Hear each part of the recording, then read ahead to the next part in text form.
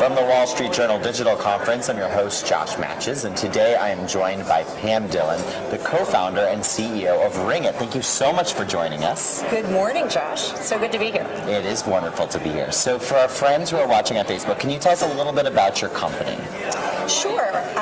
We are a machine learning-driven software company for the wine and spirits industry. We have built a platform that captures the nature of preference in wine with a handful of digital signals, either consumer responses, you'd like or not like, or histories, sales histories, and we translate that into a whole new kind of recommendation functionality for the wine and spirits industry. Amazing. It is hard work. It is definitely. So every founder's journey is different. Can you tell us a little bit about your journey to entrepreneurship and your career?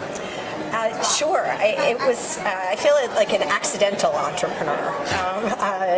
This is actually my third career. My first one was on Wall Street.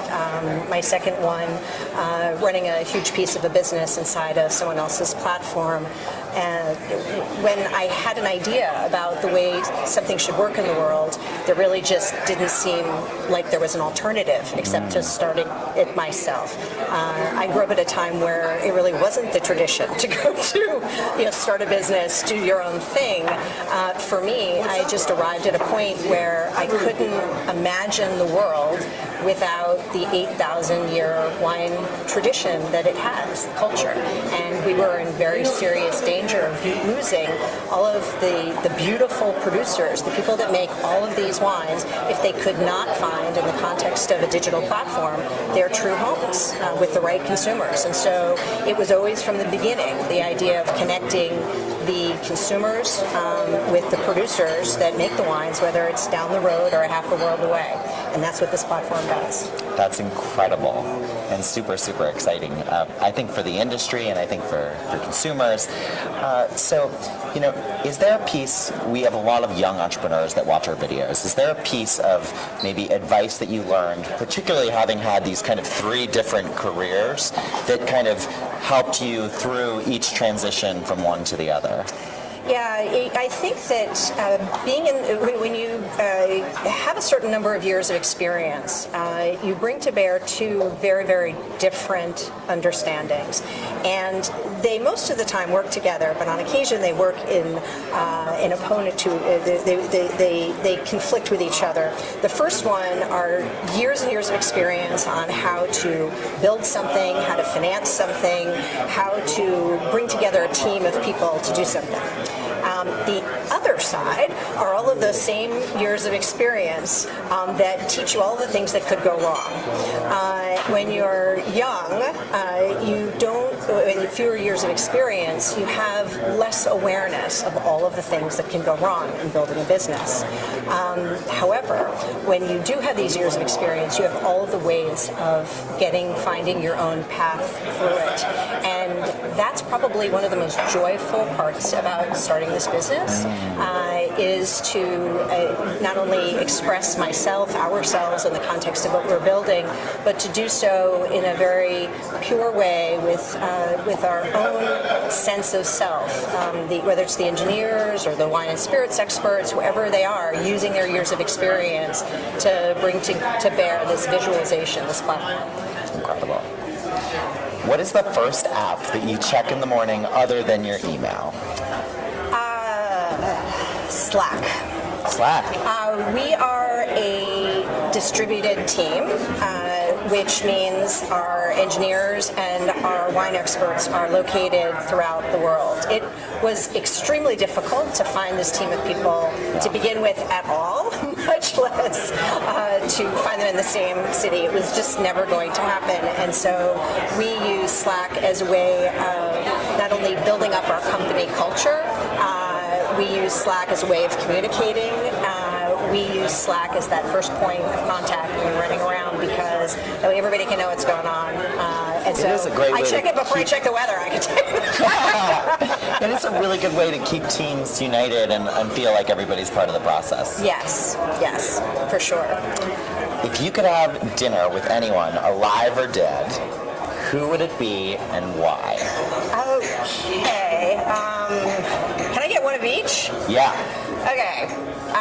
Dead would be James Madison, one of the founding fathers of America. He was not only really lucky to be born in the time that he was for the American experiment, the Great American Project, but he was good. He laid all the groundwork, quite frankly, for everything we're talking about today at the conference. Yeah. And I think alive would be Elon Musk.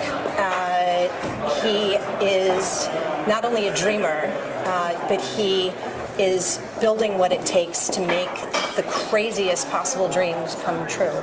And as somebody who's building something myself, the kind of admiration that I have for that kind of great crazy, it's just tremendous. Yeah, that like incredible ambition of something, enormous to tackle is just and totally making it inspiring. happen. And wine on Mars, right? Grapes on Mars. So we can do that. So maybe there's a business project there. Well, next time we're going to have to do this interview with wine. I'm in. So let's talk a little bit more about your company and how you guys are innovating.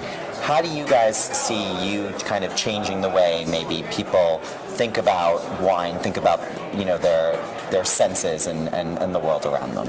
Yeah, so hopefully we make them think about it at all. Most people wake up every day with what you sense, your sense of smell, your sense of taste and touch. These sensory consumer items, sensory consumer experiences are our area of expertise.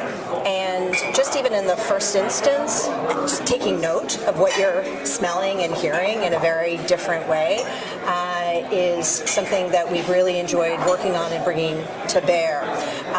The ability to do so using software that not only can capture preference in wine and spirits, but indeed, in fact, all of our patents, we have 8 patents, across sensory consumer items, because as you go through life, you don't taste wine with one part of your tongue and taste mezcal with another part and walk into a room and sense a fragrance, with another body. It's all the same set of senses.